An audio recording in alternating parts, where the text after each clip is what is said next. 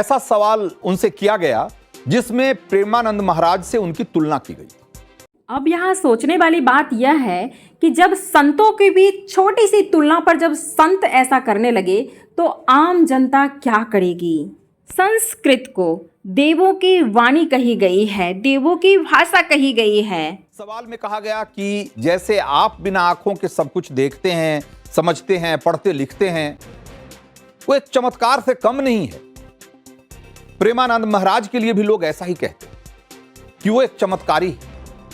इसी के जवाब में रामभद्राचार्य ने प्रेमानंद महाराज को चैलेंज दे दिया। रामभद्राचार्य ने एक नहीं 4 बातें ऐसी कही जिसको लेकर लोगों को आपत्ति हो रही। श्री रामचरितमानस तो हर कोई आजकल जानते हैं और पढ़ते भी हैं, तो क्यों ना वो संस्कृत में क्यों नहीं लिखा गया, अवधी भाषा में ही क्यों लिखा गया।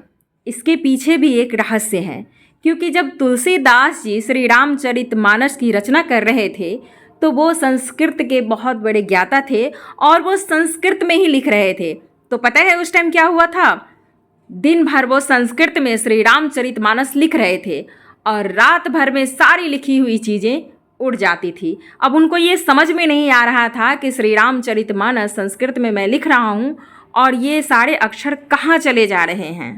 गोस्वामी तुलसीदास जी थक हार कर भगवान प्रभु श्री राम जी से प्रार्थना करते हैं कि प्रभु मैं क्या करूं, मैं तो यह रचना कर ही नहीं पा रहा हूं।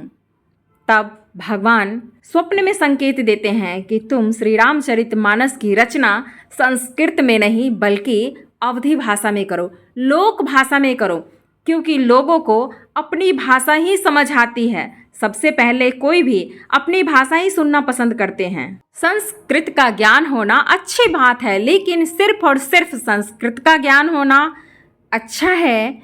आपकी क्या राय है हमें कमेंट करके ज़रूर बताइएगा। मिलते हैं नेक्स्ट वीडियो में नेक्स्ट रहस्यमय जानकारी के साथ। तब तक के लिए जय श्री कृष्णा, राधे राधे।